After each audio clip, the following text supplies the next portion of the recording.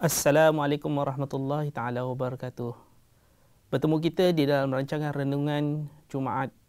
Pada kali ini kita akan membicarakan berkenaan dengan sifat-sifat mazmumah, atau setengah ulama ada yang mengatakan ia adalah merupakan perangkap syaitan. Menurut Imam Al-Ghazali radhiyallahu an, bahawa Allah Subhanahu wa taala berfirman yang bermaksud syaitan memberikan janji yang membangkitkan angan-angan kosong kepada mereka, walhal syaitan itu tidak menjanjikan kepada mereka kecuali tipu daya belaka. Tempat mereka itu ialah di neraka Jahannam dan mereka tidak memperoleh tempat untuk lari daripadanya. Surah An-Nisa ayat 120 hingga 121. Hadirin hadirat yang dirahmati Allah Subhanahu wa taala. Menurut Imam Al-Ghazali, sifat-sifat mazmumah ini banyak. Antaranya syarut ta'am, ataupun banyak makan.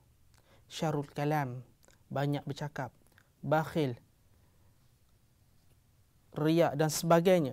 Jadi pada segmen kali ini saya akan membicarakan berkenaan dengan syarut ta'am, ataupun banyak makan. Hadirin hadirat yang dirahmati Allah Subhanahu wa taala, mungkin kita pernah dengar hidup untuk makan atau makan untuk hidup.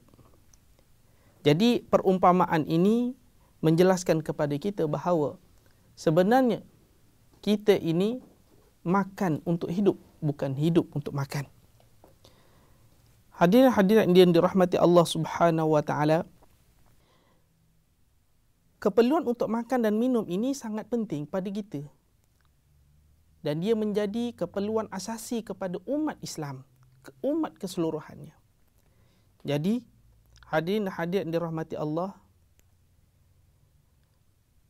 memang dalam hidup kita perlu makan untuk mendapatkan tenaga bagi melakukan sesuatu pekerjaan. Namun perlu pada perkara-perkara yang orang kata tidak berlebih-lebihan, tidak terlampau banyak. Jangan mengikut hawa nafsu saja.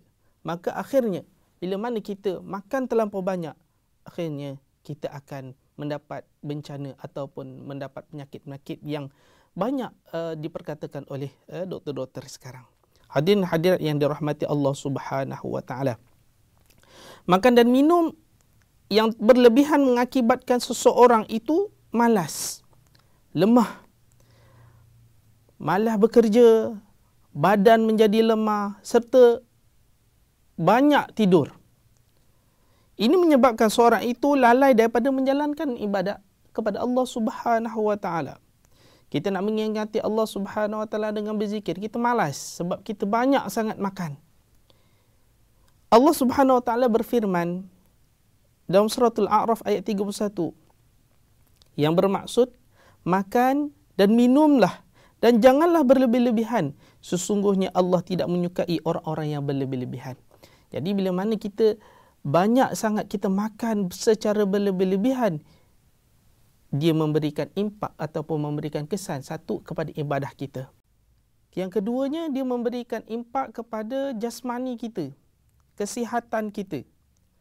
Maka dari segi sudut kesihatan, makan yang terlampau banyak, maka kita lihat sekarang Malaysia merupakan negara yang antara yang tertinggi sekali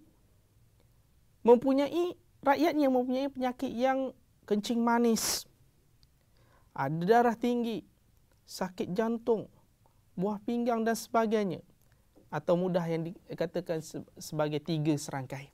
Hadirin hadirat yang dirahmati Allah Subhanahu wa taala.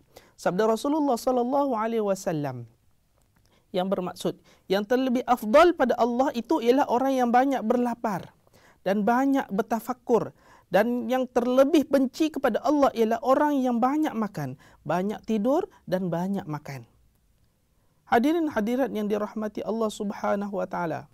Jadi bila mana kesannya kita dah mengetahui bagaimana kita nak menyelesaikan, bagaimana kita nak menghindari daripada perkara-perkara yang boleh mengelakkan, boleh mengurangkan daripada kita makan secara berlebih-lebihan.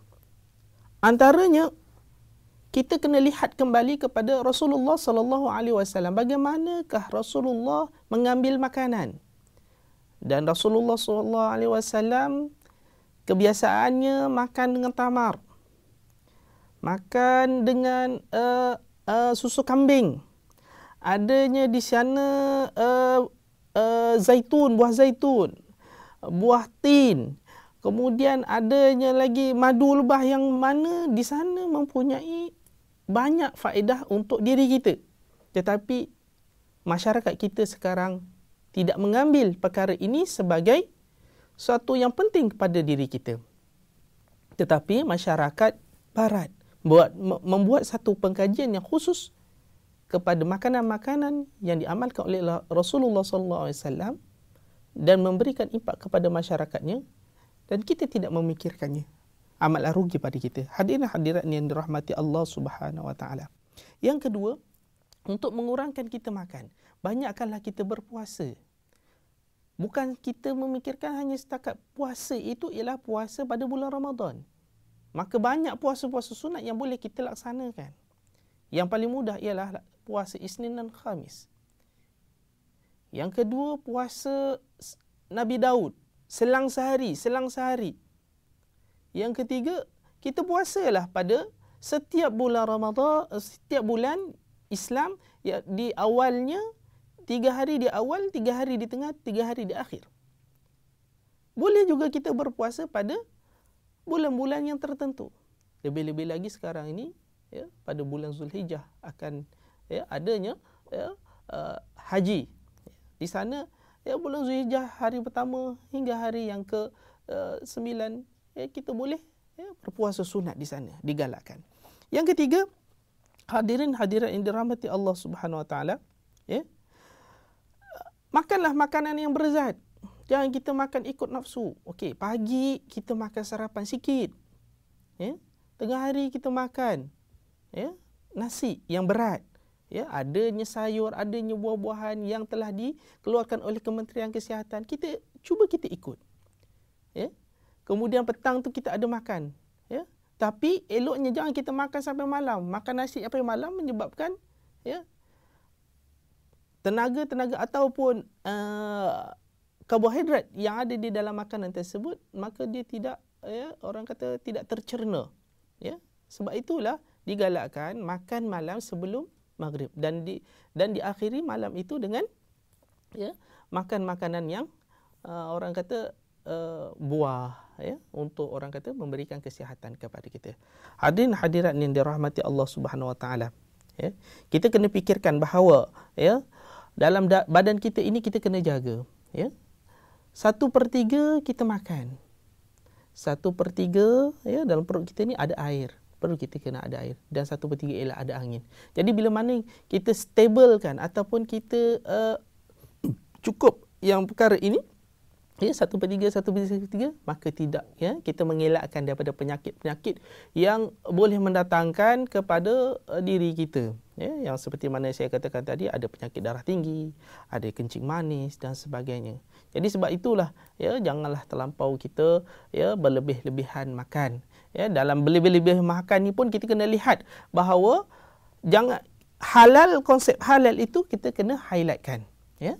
Jangan kita pakai, restoran ini sedap kita pergi. Ya, restoran ini sedap kita pergi. Semuanya kita pergi. Maka kita kena lihat balik, ya, kepada diri kita bahawa, ya, jangan terlampau kita banyak makan. Bahawa bila mana kita terlampau banyak makan, maka dia memberikan impak ataupun kesan kepada diri kita. Ya. Muda kita boleh merasakan diri sihat, tapi bila mana kita tua, kita tidak jaga kesihatan kita, akhirnya pada umur yang, ya, muda kita dah, ya, mendapat penyakit kencing manis dan sebagainya. Hadirin hadirat yang subhanahu wa taala, ya, yang penting di sini ialah bila mana saya cuba membuat kesimpulan yang terakhirnya di sini ialah, ya, banyak makan itu memberikan kesan yang sangat negatif. Tetapi kita sebagai orang Islam yang faham dengan Islam, maka kita kena memahami bahawa apakah keperluan kita untuk makan setiap hari. Berapakah yang perlu kita inginkan. Ya, jangan kita ikut nafsu, ikut nafsu, dia akan menjadi lesu badan kita, ikut mati, kita akan mati. Ya. Hadirin yang dirahmati Allah Subhanahu Wa Taala, setakat ini sajalah saya punya segmen renungan Jumaat bagi sifat mazmumah berkaitan dengan syarut ta'am, iaitu banyak makan. Sekian, wabillahi taufiq wal hidayah. Assalamualaikum warahmatullahi wabarakatuh.